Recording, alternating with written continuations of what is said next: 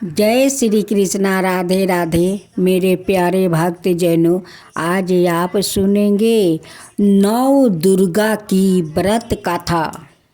पहले सुने शैलपुत्री की व्रत कथा। माँ दुर्गा अपने पहले सवा रूप में शैलपुत्री के नाम से जानी जाती है। पर्वतराज हिमालय के वहाँ पुत्री के रूप में उत्पन्न होने के कारण इनका यह शैलपुत्री नाम पड़ा था। वृषभा स्थित इन माता जी के दाहिने हाथों में त्रिशूल और बाएं हाथों में कमल पुष्पा सुशोभित है। यही नौ दुर्गाओं में प्रथम दुर्गा है। अपने पूर्व जन्म में यह प्रजापति दक्ष की कन्या के रूप में उत्पन्न हुई थी। तब इनका नाम सती था। इनका विवाह भगवान शंकर जी से हुआ था। एक बार प्रजापति दक्ष ने एक बार बहुत बड़ा यज्ञ किया। इसमें उन्होंने सारे देवताओं को अपना अपना यज्ञ भाग प्राप्ति करने के लिए निमंत्रित किया, किंतु शंकर जी को उन्होंने इस यज्ञ में निमंत्रित नहीं किया। सती ने जब सुना कि हमारे पिता एक अत्यंत विशाल यज्ञ का अनुष्ठान कर रहे हैं, तब वहाँ जाने के लिए उनका मन व्याकुल हो उठा। अपनी यह इच्छा उन्होंने शंकर जी को बताई। सारी बातों पर विचार करने के बाद उन्होंने कहा, प्रजापति दक्ष किसी कारणवश हमसे रूठ है। अपने यज्ञ में उन्होंने सारे देवताओं को निमंत्रित किया है। उनके यज्ञ का भाग भी उन्हें संपीड़ित किए हैं, किंतु हमें जानबूझकर नहीं बुलाया है, कोई सूचना तक नहीं भेजी है। ऐसी स्थिति में तुम्हारा वहाँ जाना किसी प्रकार भी ठीक नहीं होगा। शंकर जी के इस उपदेश से सती का प्रबोध नहीं हुआ। पिता का यज्ञ देखने वहाँ जाकर और बहनों से मिलने की उनकी व्याग्रता किसी प्रकार भी कम ना हो सकी। उनका प्रबल आग्रह देखकर भगवान शंकर जी ने उन्हें वहाँ जाने की अनुमति दे दिया। सती ने पिता के घर पहुंचकर देखा कि कोई भी उनसे आदर और प्रेम के साथ बातचीत नहीं कर रहा है। सारे लोग मुंह फेरे हुए हैं। केवल उनकी माता ने स्नेह से उन्हें गले लगाया। बहनों की बातों में क्रोध और उपहास के भाव भरे हुए थे।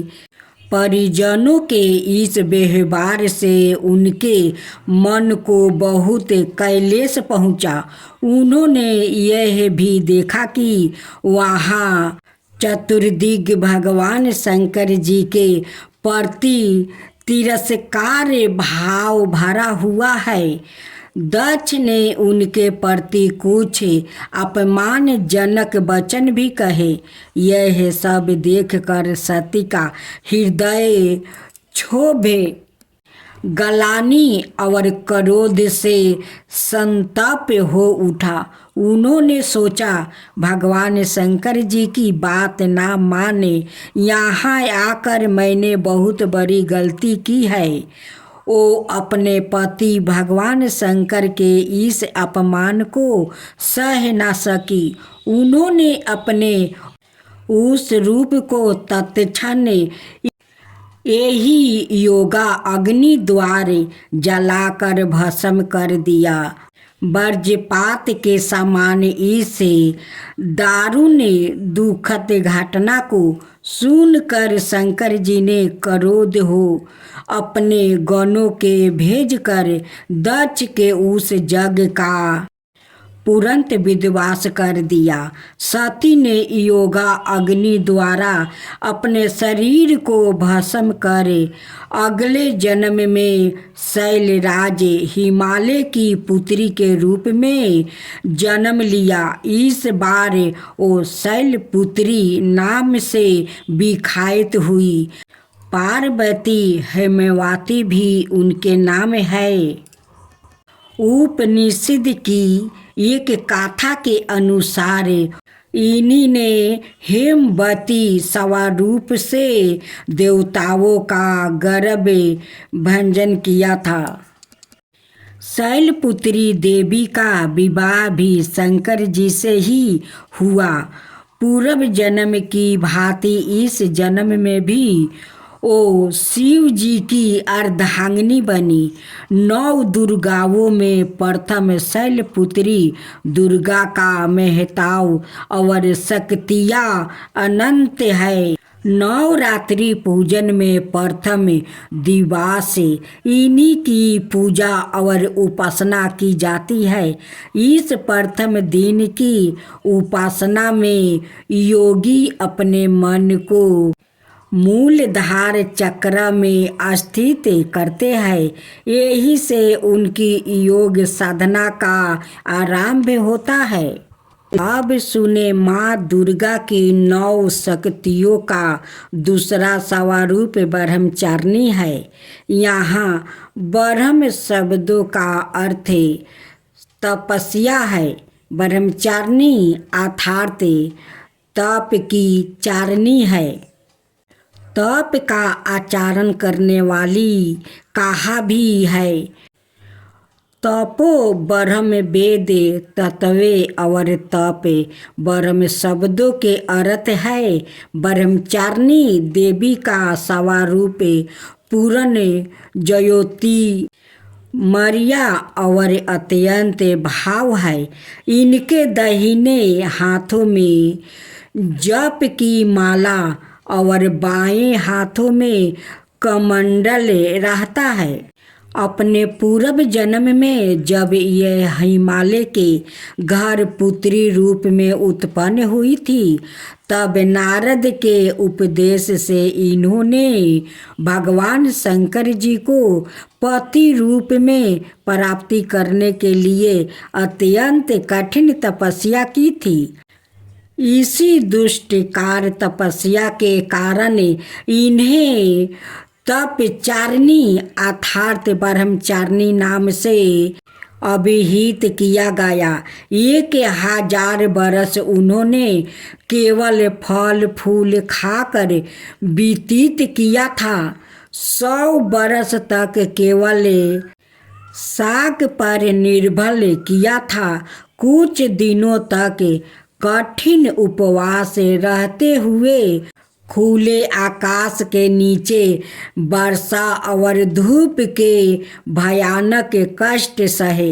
इस कठिन तपस्या के पश्चात 3000 बरस तक केवल जमीन पर टूट कर गिरे हुए बेलपत्रों को खाकर वो अहर्निश भगवान शंकर की आराधना करती रही। इसके बाद उन्होंने सूखे बेलपत्रों को भी खाना छोड़ दिया। कई हजार वर्षों तक वो निर्जल और निराहार तपस्या करती रही। पत्तों को खाना छोड़ देने के कारण उनका एक नाम अन्नपूर्णा भी पड़ गया। कई हजार बरस की इस कठिन तपस्या के कारण ब्रह्मचारिणी देवी का वो पूर्ण जन्म का शरीर एकदम क्षीण हो उठा। वो अत्यंत ही कृशकाय हो गई थी। उनकी यह दशा देखकर उनकी माता मैना अत्यंत दुखित हो उठी। उन्होंने उन्हें उस कठिन तपस्या से विरत करने के लिए आवाज दी। उमा आरे नहीं आवो नहीं। तब से देवी ब्रह्मचारिणी का पूर्व जन्म का एक नाम उमा भी पड़ गया था।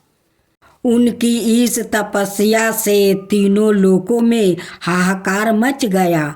देवता ऋषि मुनि सभी ब्रह्मचारी देवी की इस तपस्या को अद्भुत पूर्ण कृत बताते हुए उनकी सराहना करने लगे। अंत में पीताम्बर वर्मा जी ने आकाशवाणी के द्वारा उन्हें संबोधित करते हुए संपन्न शब्दों में कहा, हे देवी, आज तक किसी ने ऐसी कठोर तपस्या नहीं की थी।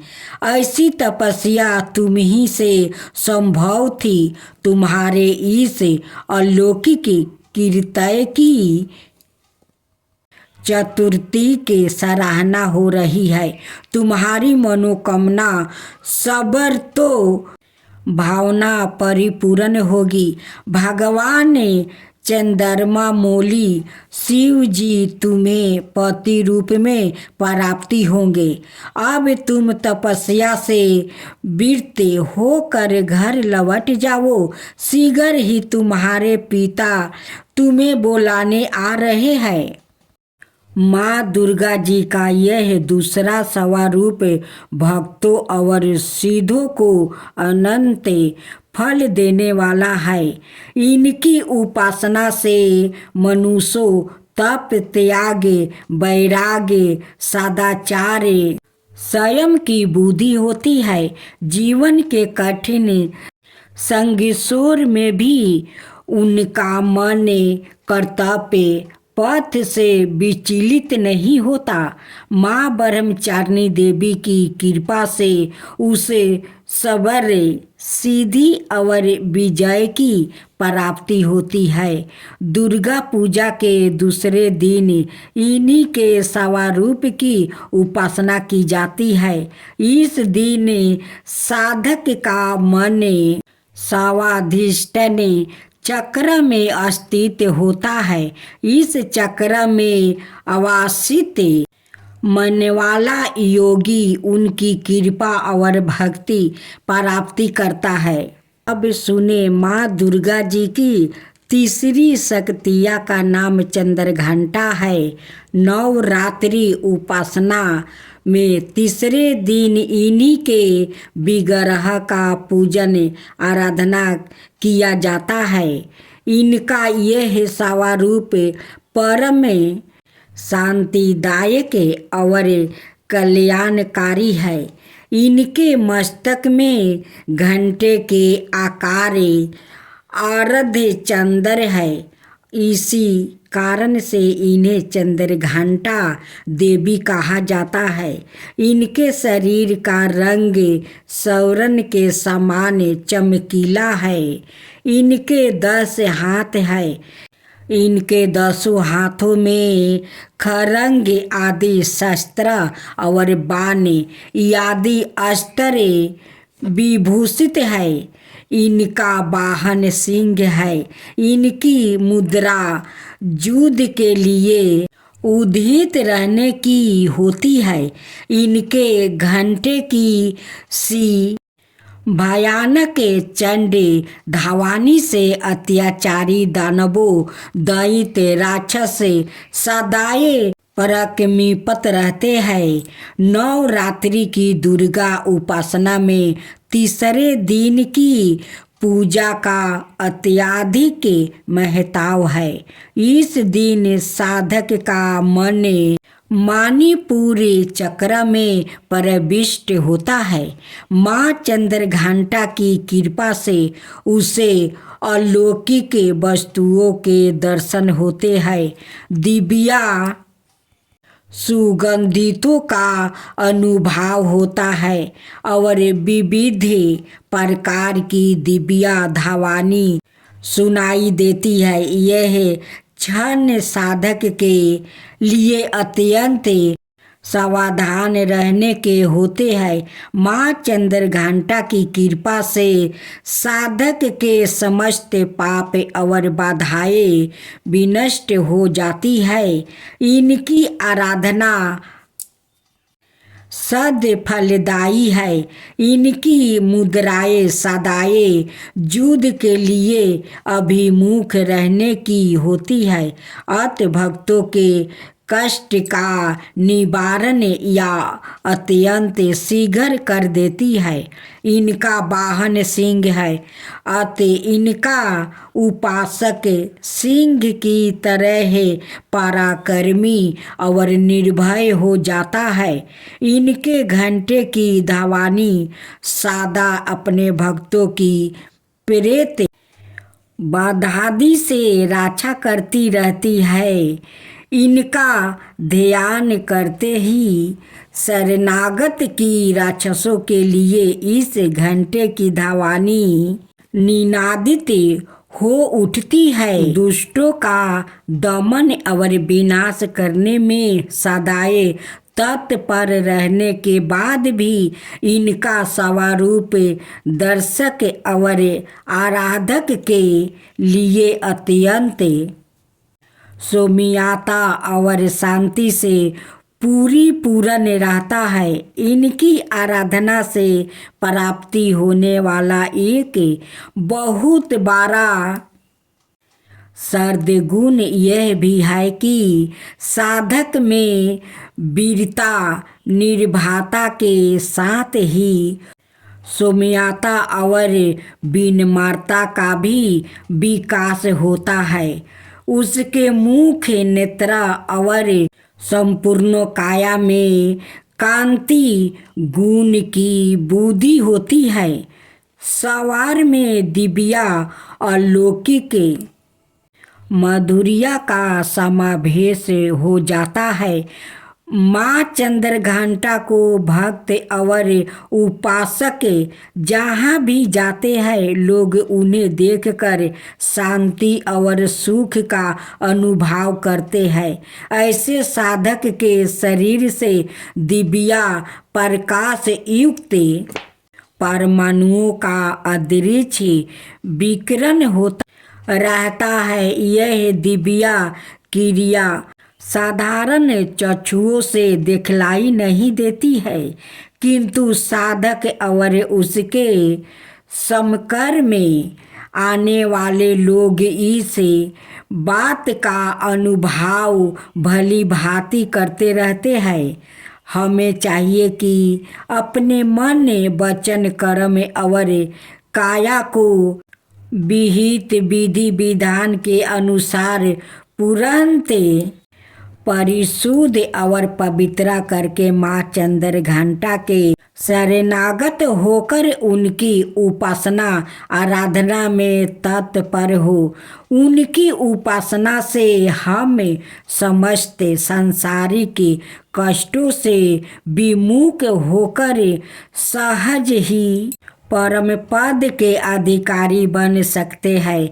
हमें निरंतर उनके पवित्र विग्रह को ध्यान में रखते हुए साधना की और अक्सर होने का प्रयत्न करना चाहिए। उनका ध्यान हमारे इहलोक और परलोक दोनों के लिए परम कल्याणकारी और सर्द गति को देने वाला। अब सुने माँ दुर्गा जी की चौथा स्वरूप का नाम कुष्मांडा है। अपनी मंद हल्की की हंसी द्वारा अंडे अर्थात ब्रह्मांड को उत्पन्न करने के कारण इन्हें कुष्मांडा देवी के नाम से अभिहित किया गया है।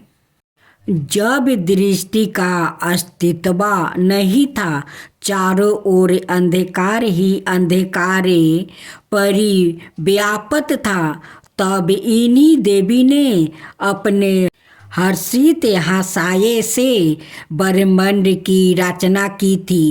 अत यही दृष्टि की आदि स्वरूप आदि शक्ति है। इनके पूर्व ब्रह्मांड का अस्तित्व था ही नहीं। इनका निवास सूर्य मंडल के भीतर के लोक में है। सूर्य लोक में निवास कर सकने की क्षमता और शक्ति केवल इन्हीं में है। इनके शरीर की कांति और पारवा भी सूर्य के समान ही देदी परमाने और भस्वर है। इनके तेज की तुलना इन्हीं से की जा सकती है। अनाय कोई भी देवी देवता इनके तेज और प्रभाव की समता नहीं कर सकते। इन्हीं के तेज और प्रकाश से दसों दिशाओं प्रकाशित हो रही है। ब्रह्मांड की सभी वस्तुओं और प्राणियों में अस्तित्व तेज इन्हीं की छाया है। इनकी 8 भुजाएं हैं। अत यह अष्टभुजा देवी के नाम से भी विख्यात है। इनके 7 हाथों में कर्मश, कमंडलू, धनुष, बाण, कमल, पुष्पा, अमृत, पूर्ण कलश, चक्र और गदा है। 8वें हाथ में सभी सिद्धियों और निधियों को देने वाली जप माला है। इनका वाहन सिंह है। संस्कृत भाषा में कुसमंडा कुम्हरे को कहते हैं।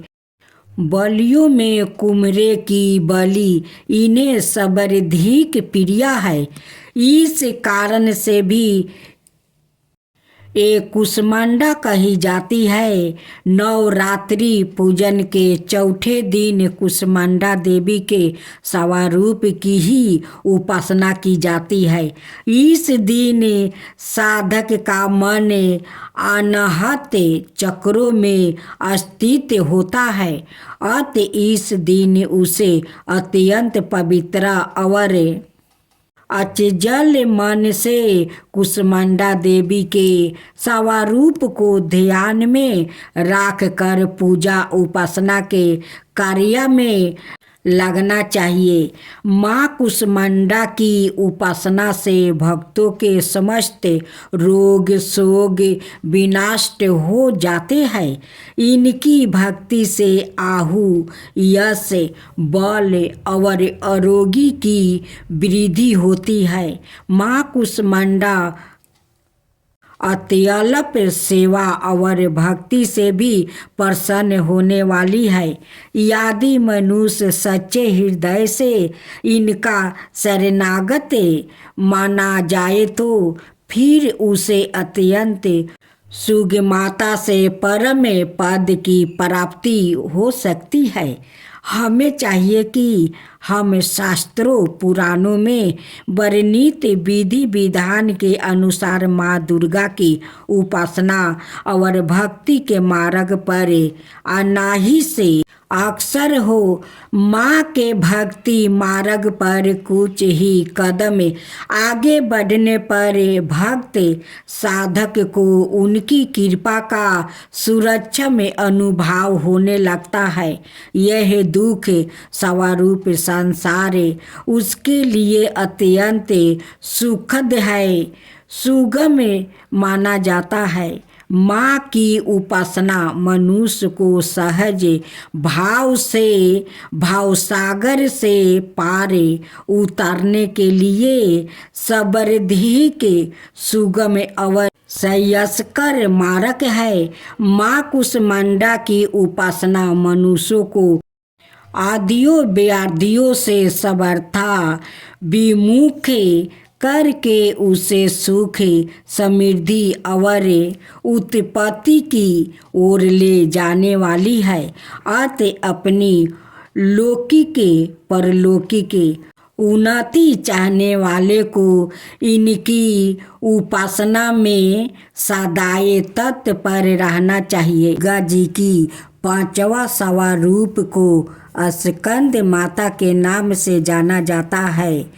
ये भगवान स्कंद कुमार कार्तिकेय के नाम से भी जाने जाते हैं। या प्रसिद्ध देव सूर्य संग्राम में देवताओं के सेनापति बने थे।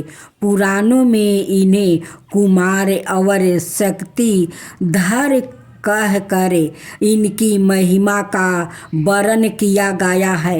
इनका वाहन मौर है अतः इन्हें मौर वाहन के नाम से भी अभिहित किया गया है।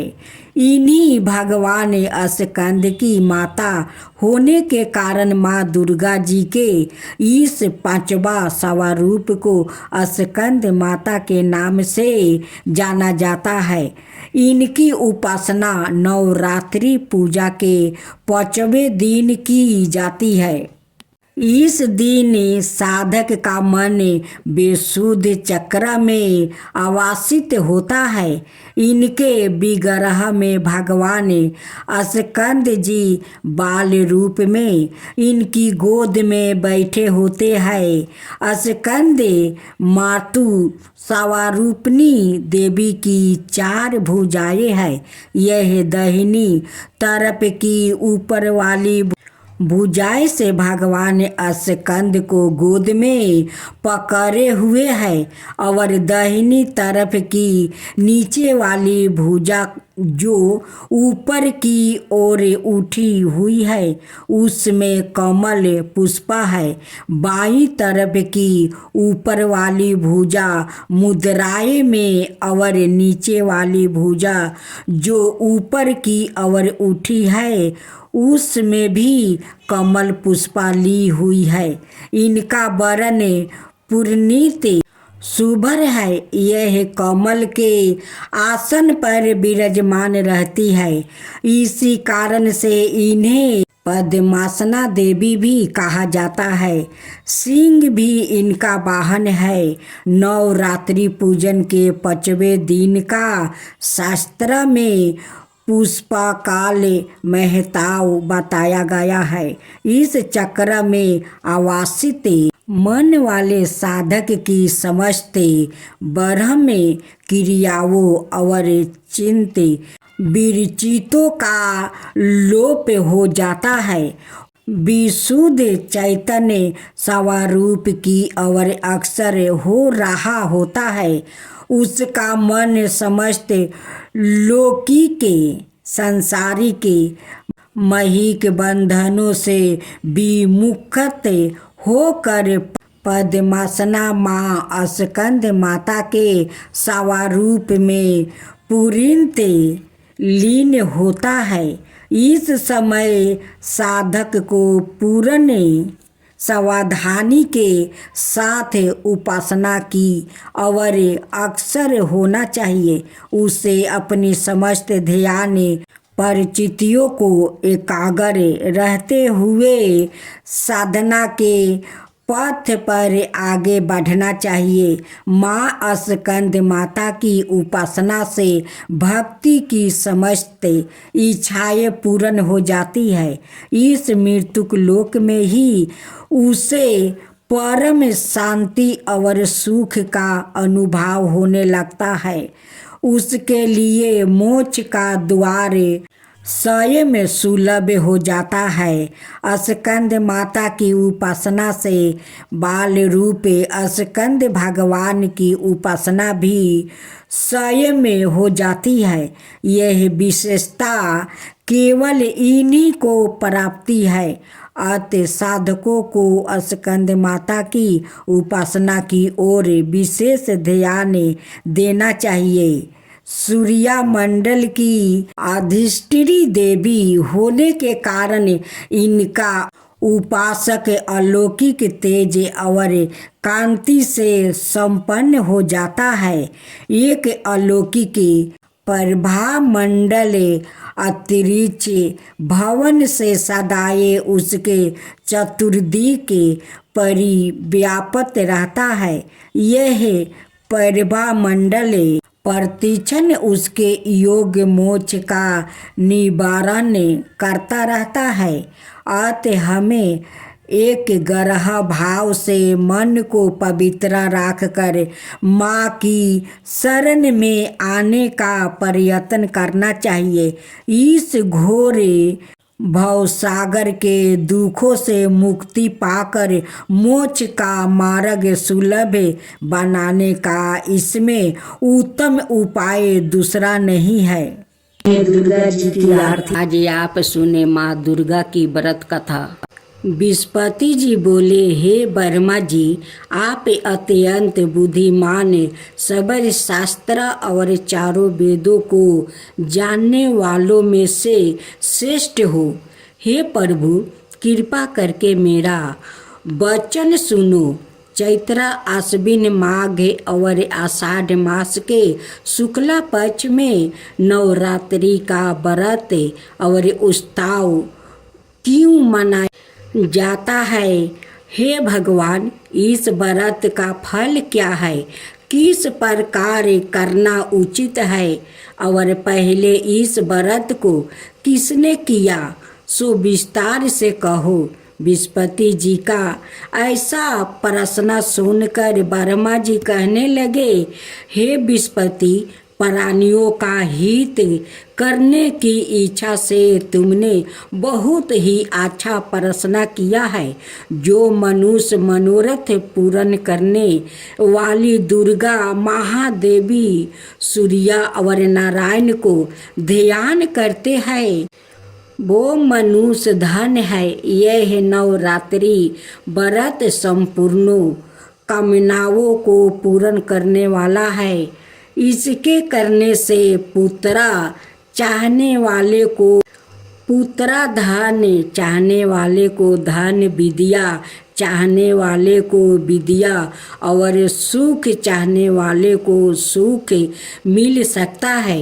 इस व्रत को करने से रोगी मनुष्य का रोग दूर हो जाता है और कारागार में पारा हुआ मनुष्य बंधन से छूट जाता है।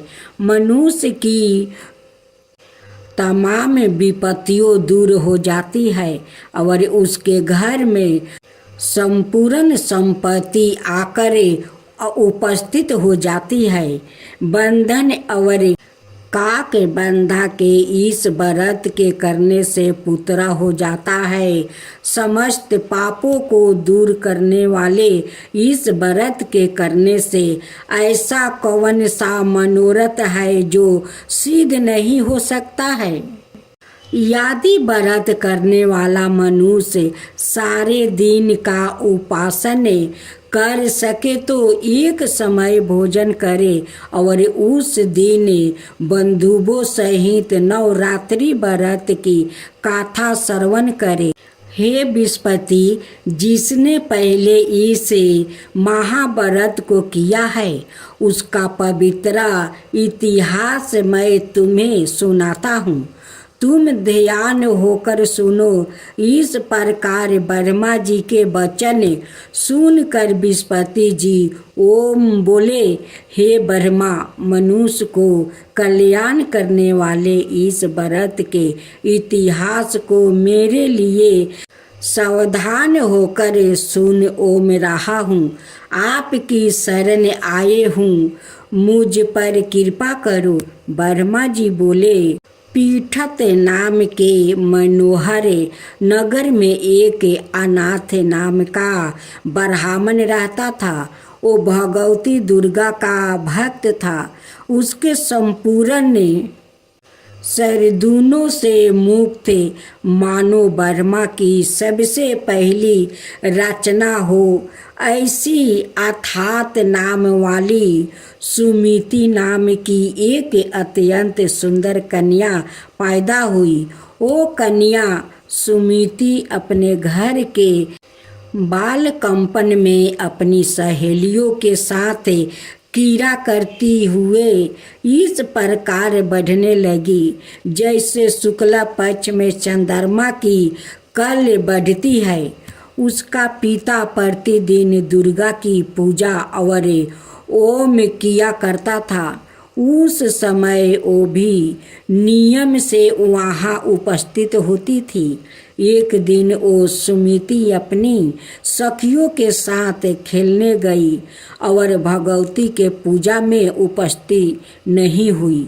उसके पिता को पुत्री की ऐसी सावधानी देखकर क्रोध आया और पुत्री से कहने लगा कि हे दुष्ट पुत्री, आज प्रभात से तुमने भगवती का पूजन नहीं किया, इस कारण मैं किसी कुष्ठ और जय माता दी दलिद्रता मनुष्य के साथ तेरा विवाह कर दूंगा।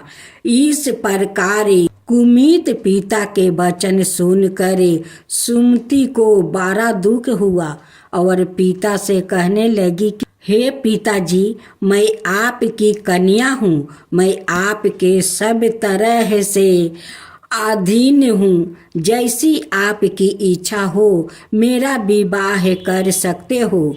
होगा वही जो मेरा भाग्य में लिखा है, मेरा तो इस पर पूर्ण विश्वास है।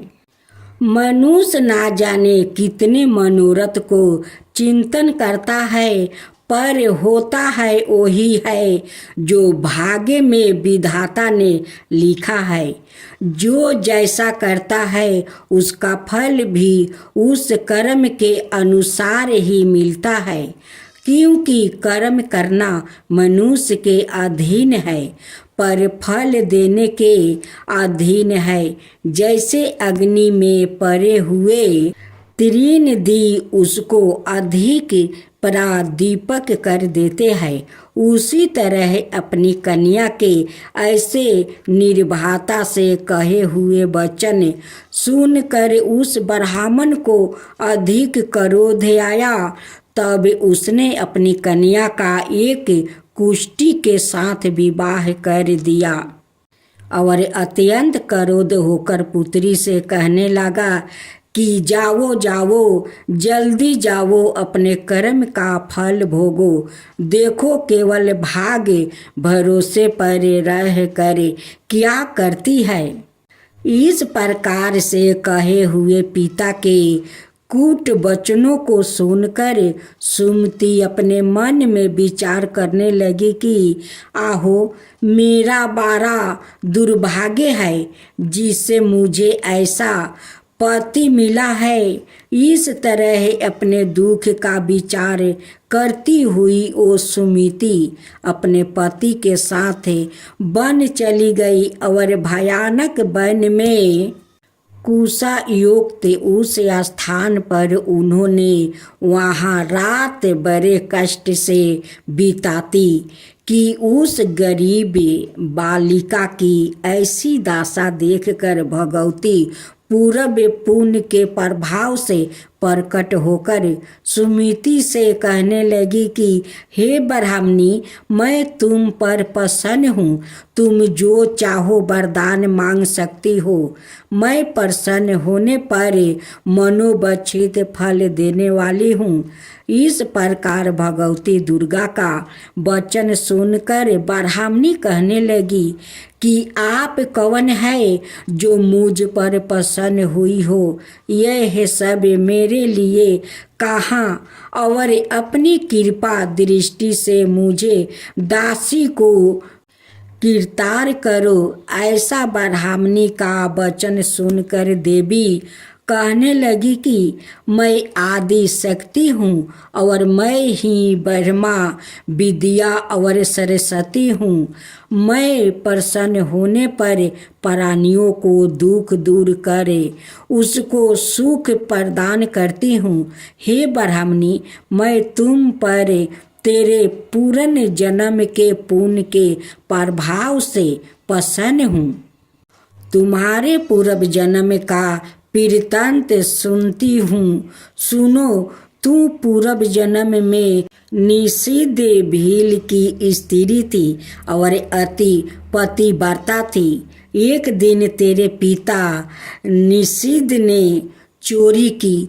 चोरी करने के कारण तुम दोनों को सिपाहियों ने पकड़ लिया और ले जाकर जेल खाने में। अब सुने माँ दुर्गा के छठवें स्वरूप का नाम कात्यायनी है। इनका कात्यायनी नाम पड़ने की कथा इस प्रकार है। कत्य नाम का एक प्रसिद्ध महर्षि थे। उनके पुत्र ऋषि कतिया हुई। इन्हीं कतिया के गोत्र में विश्व प्रसिद्ध महर्षि कात्यायन उत्पन्न हुए थे। इन्होंने भगवती पराम्बा की उपासना करते हुए बहुत बरस तक बड़ी कठिन तपस्या की थी। इनकी इच्छा थी कि माँ भगवती उनके घर पुत्री के रूप में जन्म ले। माँ भगवती ने उनकी यह प्रार्थना स्वीकार कर ली थी। कुछ काल पश्चात जब दानव महिषासुर का अत्याचार पृथ्वी पर बहुत बढ़ गया, तब भगवान ब्रह्मा विष्णु महेश तीनों ने अपने अपने तेज का अंश देकर महिषासुर के विनाश के लिए एक देवी को उत्पन्न किया। महिष कात्यायन ने सर्वप्रथम इनकी पूजा की। इसी कारण से यह कात्यायनी कहलाई।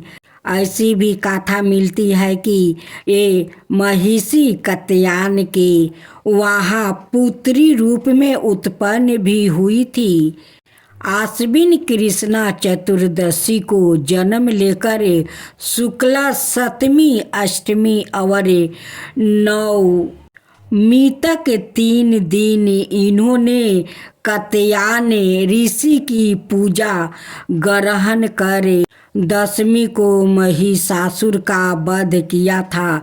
माँ कात्यायनी अबोघ्य फलदायिनी है। भगवान कृष्णा को पति रूप में पाने के लिए ब्रज की गोपियों ने इनकी पूजा काली नदी यमुना के तट पर की थी। यह ब्रज मंडल की अधिस्त्री देवी के रूप में प्रतिष्ठिता है। इनका स्वरूप अत्यंत ही भाव और दिव्या है। इनका वर्ण स्वर्ण के समान चमकीला और भास्वर है। इनकी 4 भुजाएं है। माता जी का दाहिनी तरफ का ऊपर वाला हाथ अभय मुद्रा में है और नीचे वाला वर मुद्राएं में है। बाईं तरफ के ऊपर वाले हाथ में तलवार और नीचे वाले हाथ में कमल पुष्प सुशोभित है। इनका वाहन सिंह है।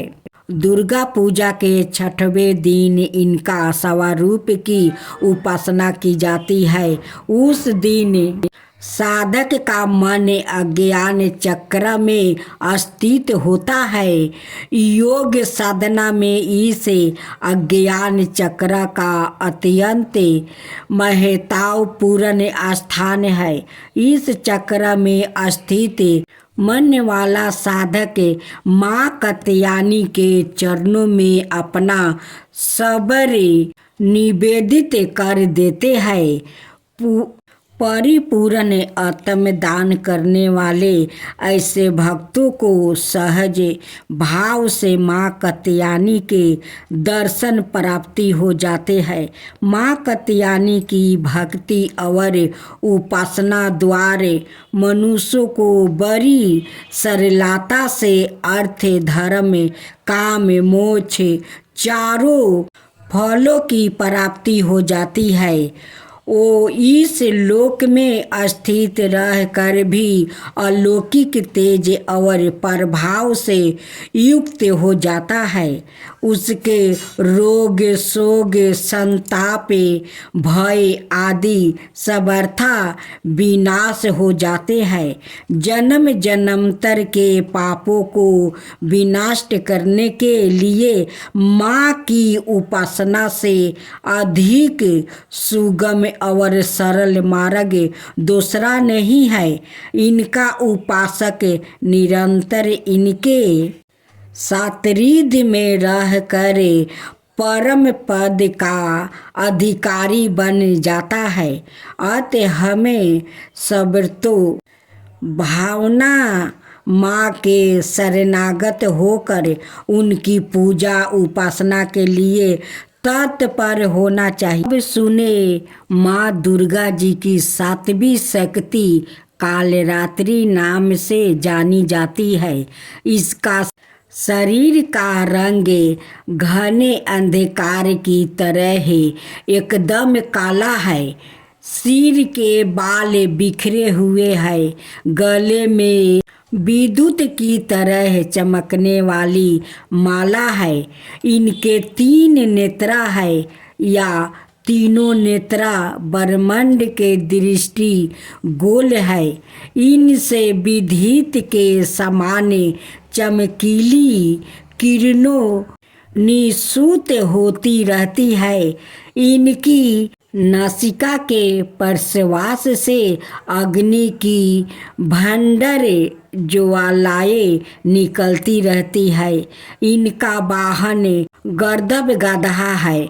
ऊपर उठे हुए दाहिने हाथ की वर मुद्राएं से सभी को वर प्रदान करती है। दाहिनी तरफ का नीचे वाला हाथ अभय मुद्राएं में है। बाईं तरफ के ऊपर वाले हाथ में लोहे का कांटा और नीचे वाले हाथ में खरंग है।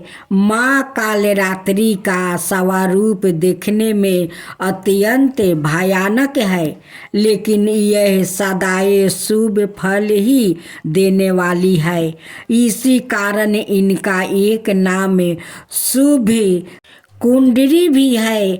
अतः इनसे भक्तों को किसी प्रकार भी भयभीत अथवा अत्यधिक होने की आवश्यकता नहीं है।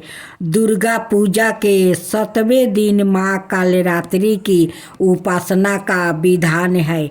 इस दिन साधक का मन सहस्त्र चक्र में स्थित रहता है। इसके लिए ब्रह्मांड की समस्त सिद्धियों का द्वार खुलने लगता है। इस चक्र में स्थित साधक का मन तुरंत माँ कालरात्रि के स्वरूप में आवासित रहता है।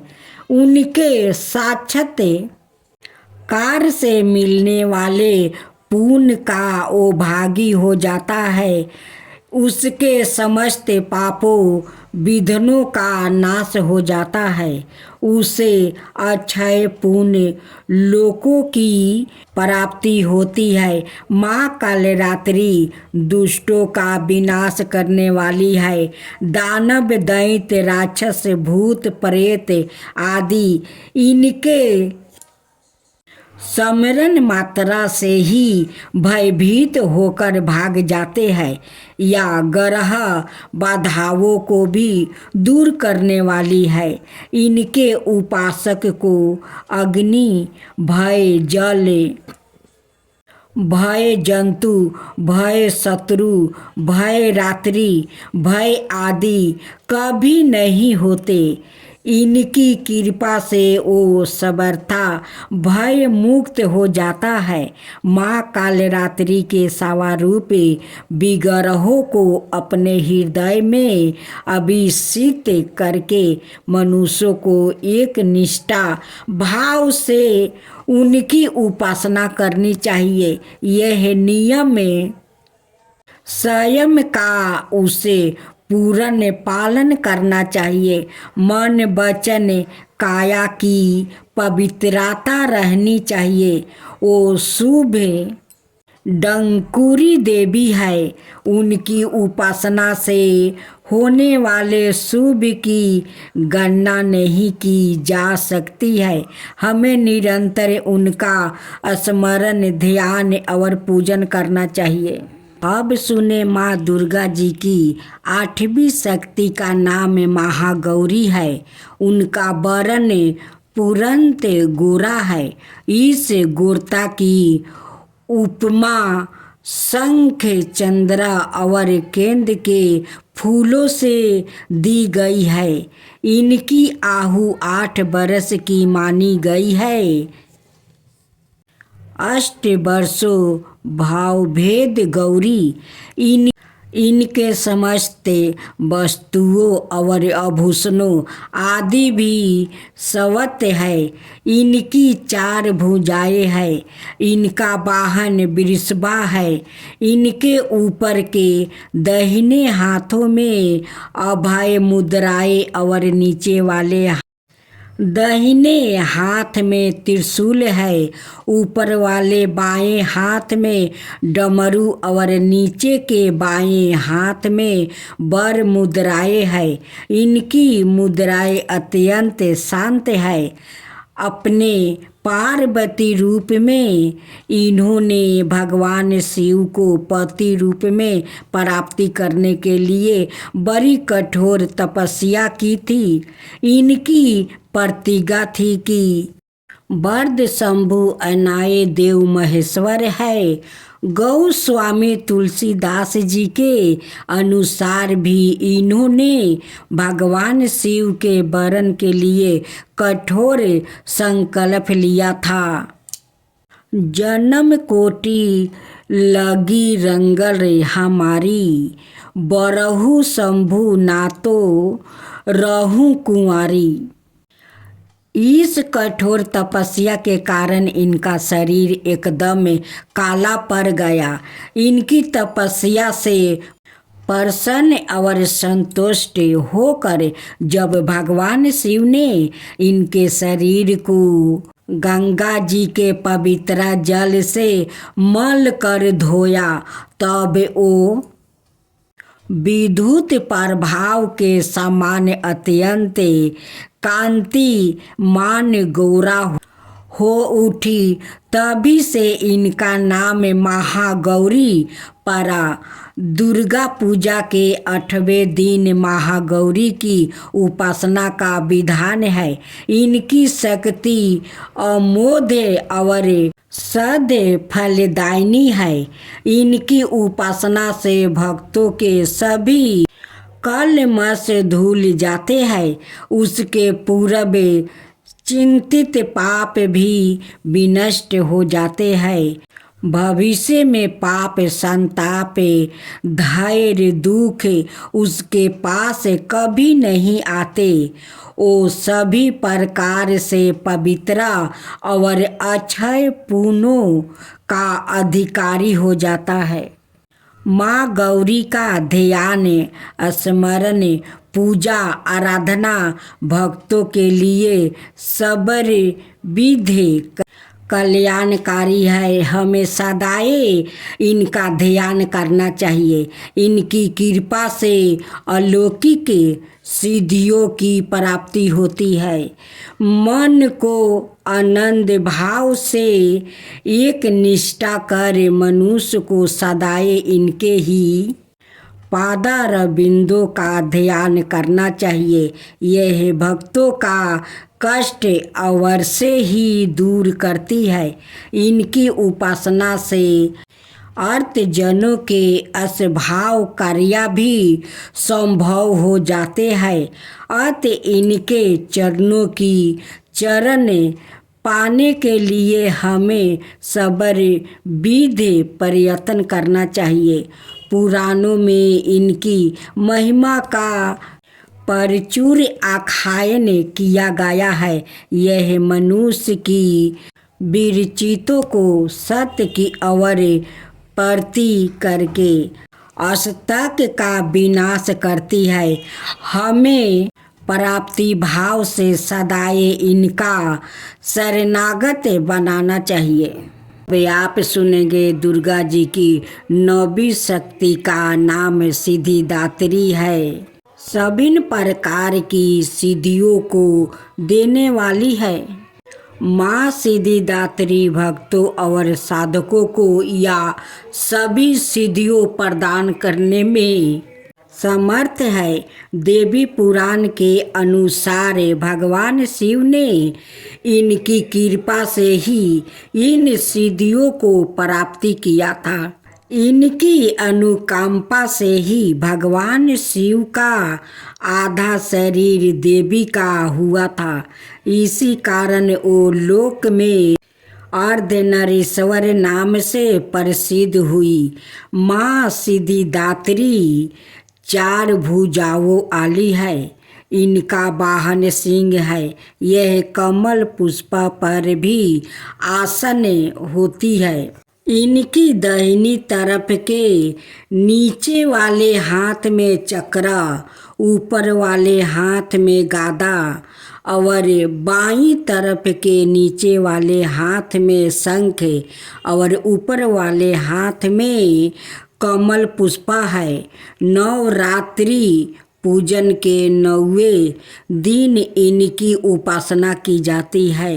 इस दिन शास्त्रीय विधि विधान और पूर्ण निष्ठा के साथ साधना करने वाले साधकों को सभी सिद्धियों की प्राप्ति हो जाती है।